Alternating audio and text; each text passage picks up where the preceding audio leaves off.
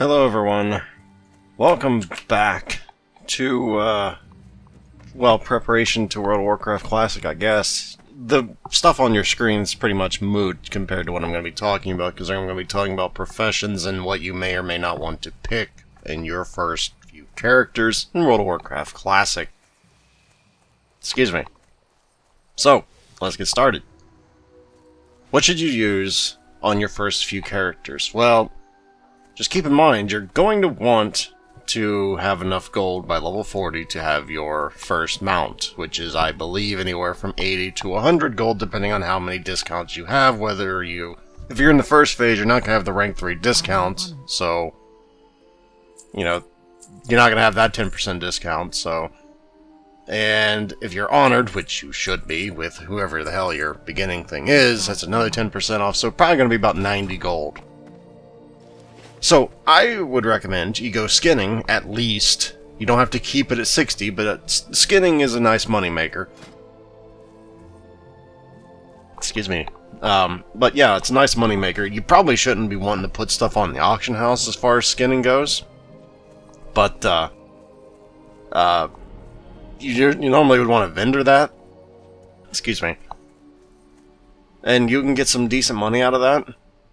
And, you know, later on down the line, when you get the thick leather or what have you, it might sell pretty well.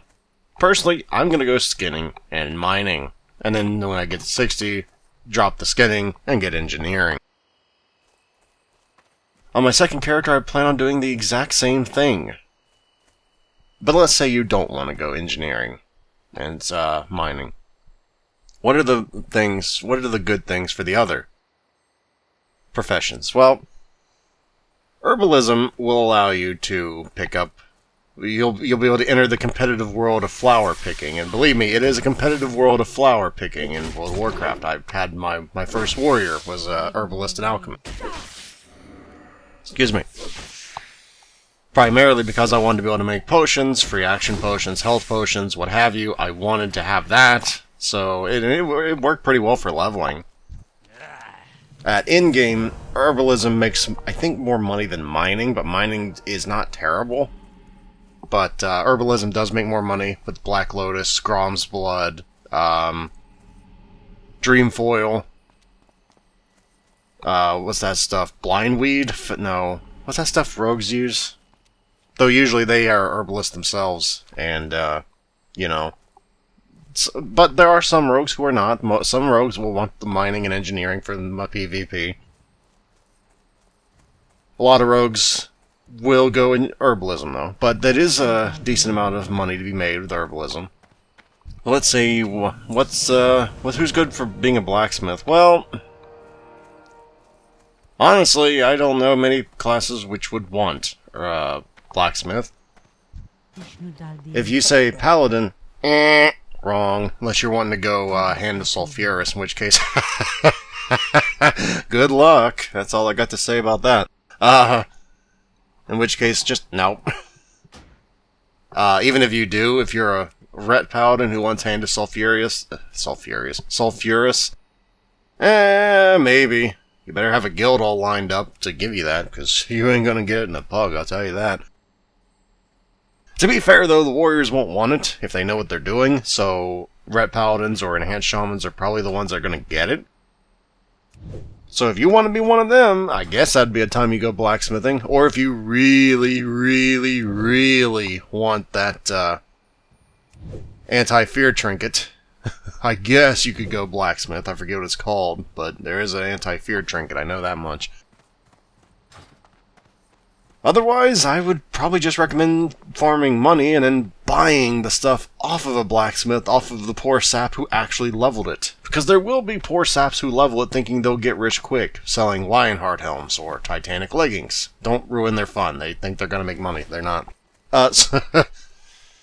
Okay, Bach, so what about leatherworking? Well, I don't have an experience in leatherworking. I did have a level 350 blacksmithing on my second warrior, so I mean, I do know what I'm talking about that. That sucks to level blacksmithing. But as far as leatherworking, I don't have any real experience with, so you're going to be taking my guesses, so be aware of that. As far as that goes, I think the classes that can take it is what? Rogues, hunters, and shamans? Is there any others that use leather or mail? I don't think so. So that'd be the 3 classes that would use it. To be fair, though, each guild does need a leather worker. You need a leather worker to make an, that cloak for Nefarian. I forget what it's called. The Onyxia hide cloak, I think? Something like that. Is that what it's called? I don't remember what it's called. You do need a leather worker, so it's not like you can say, oh, nobody go leather worker. No, you need a leather worker in your guild. Or at least know somebody who can make that thing. So if you want to be that person, to be fair, not a lot of people, I don't think a lot of people will go leather worker, so hey, you might make more money just because nobody else is being a leather worker. But I don't know many pieces of gear that will actually help you make, because again, I never played a leather worker, I never played a rogue. I did play a druid, but I never went leather worker on that. I think I went herbalism alchemy on that, because I went Umken at 40. Because I needed the mana potions. Don't recommend it, by the way, going Umken. Don't do that to yourself unless you hate yourself. Anyway, next profession. It's not a bad profession. I think you need salt shakers to be a leather worker, which I think engineering makes. Each profession does have things that other professions need, so you're either going to have to make friends with the people with other professions, or you're going to have to buy it off the auction house, which is usually a lot more expensive. So basically, what niche do you want to fill? Do you want to fill the niche of consumables? You go herbalism, because people are always going to need consumables. Even if you're not making them, you can just sell the mats, and herbalists, or excuse me, alchemists will always be buying them. Because a lot of alchemists are lazy, man. Hell, I was an herbalist alchemist, and I still sometimes bought stuff off the auction house. People will buy your herbs off the auction house, most of the time, unless you really overprice them. It will happen. It might not happen first time, but they will happen. So what are the other ones? There's blacksmithing I already went over. There's some good stuff in blacksmithing. Most of the good stuff in blacksmithing, though, is BOE, so you don't have to be a blacksmith to use it. Except for Hand of Sulfuris, I think. Again, which case is a legendary, and you're going to have to get, like, what's that, 3% drop off Ragnaros? And then a whole hell of a lot of stuff after that. Was it, like 10 Arcanite bars?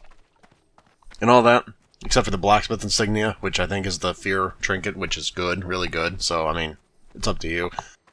Leatherworking, I think you can make some gear for yourself while leveling if you are in any of those particular classes, but I don't know how feasible that is. You might have to spend time grinding. I don't know. The other professions are, let's see. I went over herbalism, went over alchemy, went over blacksmithing, mining I went over. Mining is a little hard to keep up to date, but if you do, you make a lot of money on it.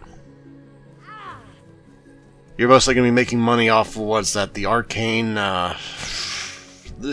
arcane crystals? I think is what they are. I used to make a lot of money off those on my paladin. Of course, my paladin was a miner and an herbalist. People say, don't pick up mining and herbalism because you have to switch the two modes. I don't know what you're talking about, dude. You telling me while you're on auto run, you can't switch between two things repeatedly? Really? Really, bruh? You can't manage that. I don't see a problem with it.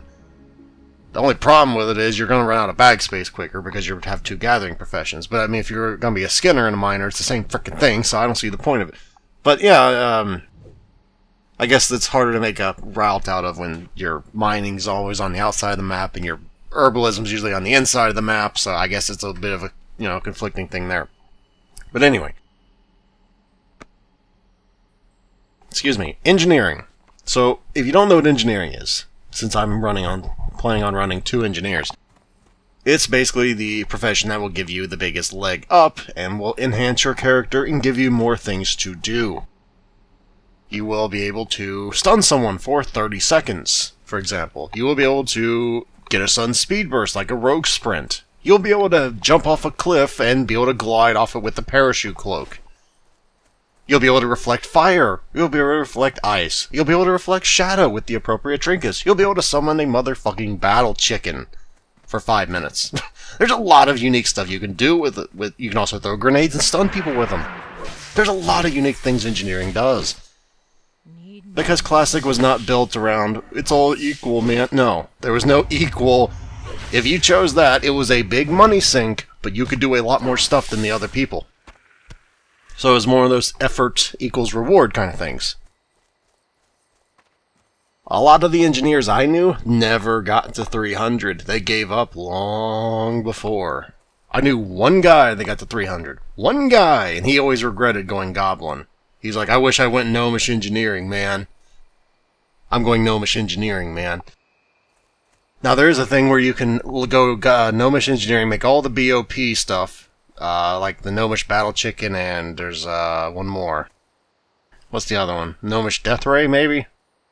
Which is also a big 2000 nuke to the face. So, again, something engineering gets, other classes don't, other professions don't. But you get all the BOP stuff from the Gnomish Engineering, and then you go to some tome, I think it's in Sonaris, and then you basically unlearn engineering, and then you pick up engineering again, re-level it, which is another big bunch of gold or time, and then go Goblin, and then you have the best of both worlds. Now, I don't think I'll be doing that, because that's a hell of a lot of money or time. I'll probably just stick with Gnomish, but you can do that. You can. I need to go to Wowhead because I, for some reason, forgot what the other things are. I'm dumb sometimes. What the other professions, excuse me. Let's see. Professions, let's see. Enchanting! Oh yes, how could I forget enchanting? Enchantment!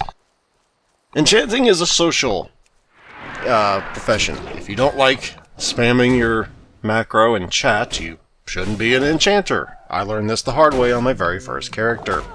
Now, enchanting is one of those professions where you can make either loads upon loads upon loads of money, or none. If you get the rare enchantments from raids, and you're the only guy on the server that has it, oh, you can charge however much you want to charge for that Crusader enchant, my man. Which, that's not from a raid, that's from, I think, someplace in some Scarlet Crusade area, I forget where. It's near a tower, I know that much. Near Spellbinders? Scarlet Spellbinders? I tried to farm that stuff on my priest. I never got it to drop, but I tried. But for example, if you have agility plus 25 and you're the only cat on the server that has it, you can charge 100 gold plus the mats. Just for the dignity of being the only one on the server. You can just charge however much you want for it. For example, but if everybody has it, well, you're not gonna make a whole lot of money, man. So it's really a risky thing. I would not go enchanting on any of my characters, but then again, I don't plan on rushing and trying to get all the recipes right out of the gate. Excuse me. But for those who do, that can be you can hit the gold cap very quickly. I think the only guy that ever hit a gold cap in my server was an enchanter. So, let's see. Tailoring. Oh, yes, tailoring. How could I forget tailoring? My first character was a tailor and an enchanter. So, tailoring. Tailoring, you can make some really neat gear. And for some classes, once ZG hits, you can make some really good gear. By the way, that rock sounds awfully woodish. That's why I was doing that. But you can make some really good gear when ZG comes out for, I think, Warlocks, and I don't know about Mages, but I know Warlocks get one set or something like that. That's really good if you do that. But that's a while away. But I do know that you can make mooncloth bags, which are a good money maker. You can do mooncloth transmutes, which is a pretty good money maker, though I usually use them on myself. But if you don't, because I was making the whole mooncloth set because I had no idea what was good gear at the time. Tailoring is good to pair with enchanting if you need stuff because you make a lot of greens while leveling it, and you can just disenchant them to make materials to sell or use for other enchanting stuff. But you're not going to make a lot of money if you do that. Just tell you that. You're going to be poor if you go enchanting tailoring. At least I always was. Maybe I did it wrong, but I was always poor when I did that. I don't know, man. It's all up to you. Do you want to be the guy people go to for potions? Do you want to be the guy people go to for, skins? Do you want to be the guy that everybody goes to for the salt shakers? Do you want to be the guy that everybody goes to for the insert miscellaneous item that everybody needs for quests here? I don't know I think that most of those are engineering or blacksmithing, but do you want to be the guy that people go to for shield spikes? I think that's blacksmithing. You got to pick your own niche and fill your own. You got to corner a part of the market if you want to make any kind of money in WoW. For example, on my first character, I cornered the market a bit on ore. I was usually one of the only guys on my server that actually went out and farmed shitloads of ore. Thorium ore, my name was always at the top. Mithril ore, your boy had that on the market, not many other people did. I was one of the only people actually willing to go out and farm. Go pick flowers, go pick mining nodes. I was out there in the middle of the night, all night, farming that stuff. And when people would log in the morning, they'd see all my stuff on the auction house, they'd buy it. I don't know what to tell you, man. I mean, it was a simple thing, but some people have cornered the market on salt shakers. They'll put a bunch of salt shakers on the market, because leather workers need that for some of their from some of their recipes, obviously. There's some things in one of these professions that are used for quests, so you can put those on the auction house for an exorbitant price if you really want to be a adventure capitalist and all. You can do that. As far as secondary professions, honestly, there's no real, should you do this, should you do that? You should do them all. I mean, I never leveled fishing, which is rich to me to say you should do them all, considering I never did it at all, but in theory, you should do it all. Because it's a lot of money. If you get fishing, it's a lot of money if you level it up. With, savory deviates, or whatever they're called. Deviate delights, I think you can cook them into. Those sell for a lot of money. First aid, you should always have, especially as a warrior. You need first aid. If you don't have first aid, well, you're going to be eating a lot more food than you normally would. You need, what's it called? Let me go back to it again. Where's it at? There it is. Ow. Cooking, fishing, and first aid. So cooking can make a lot of money, because you can cook things into things that give stat buffs, which in-game raiders will want if they're worth their salt. So I think that's most of the professions I went over. Alchemy, I went over blacksmithing, I went over enchanting, herbalism, engineering, leatherworking, mining, skinning, and tailoring. But if you want to make money on your first character, I'd recommend going skinning and mining. That's what I'm planning on doing. Now, I think I'm going to have trouble keeping mining up to date. I don't think I'll have trouble keeping skinning up to date, because I'll be doing a lot of grinding. But as far as mining, I might have a little trouble keeping that up to date. One, because I don't know where the mining trainer in Darnassus, if there even is one there. If not, I'll have to wait until I'm like level 10 and have to go back to the crappy little starter areas and go mining, but that's going to be a hell of a thing. Trying to keep mining up to date, especially the 10 levels. I'm not talking like the number 10, I'm talking about like the material tin. That you have to get like a bunch of tin and bronze and then smelt those together to get to the next like tier, and that sucks. I remember that. But the good thing about mining is, after you mine the ore, you can smelt them, which will also give you mining levels. Don't ask me why, it makes no freaking sense why, but it does.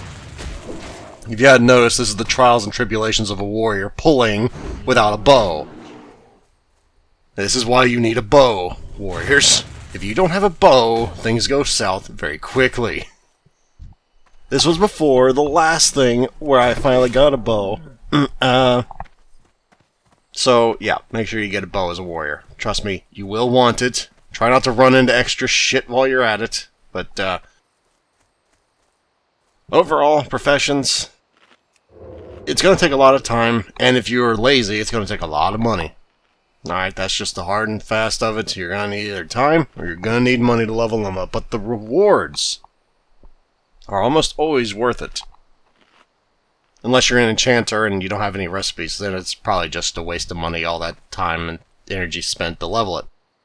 I hold a grudge against enchanting on my first character. I will never pick it up again, because I'm not social, and I was not a raider hardcore back in the day.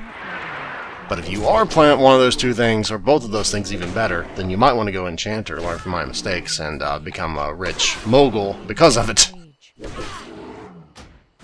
But yeah, that's about all I got for professions, because, I mean, it's your choice ultimately what you want to go after at the end of the day. Whether you want to be a tailor. I would not recommend, however, doing things for RP reasons. Like, well, I'm a warrior, so I should be a miner and a blacksmither, right? No, don't do that. I did that once. Don't do that. I mean, to be fair, my warrior did get Storm Herald in Burning Crusade, so the blacksmithing did pay for itself, I think. But, most people didn't do that. Like, most people, they just ended up being a worthless profession. So if you know you want something in the blacksmithing, and you know you can farm it, it's worth it. But, you know, unless you know for a guarantee you're gonna get whatever it is, I would just skip it and pay a blacksmith to make it for me. They'll usually make it for you. You might have to pay 50 gold for the privilege of them doing it, but you can usually do it. Same goes for enchanting. You might have to pay a premium to get them to do it, but they'll do it. It's usually faster to just farm gold the way you're used to farming gold, but than to do it yourself. But that's it for today, everyone. I also showed you while you were watching this how to do things as a warrior. It's going to take a lot more work, but you can certainly do it. So that's it, everyone. Hopefully I will see you later. Until then, everyone, until then.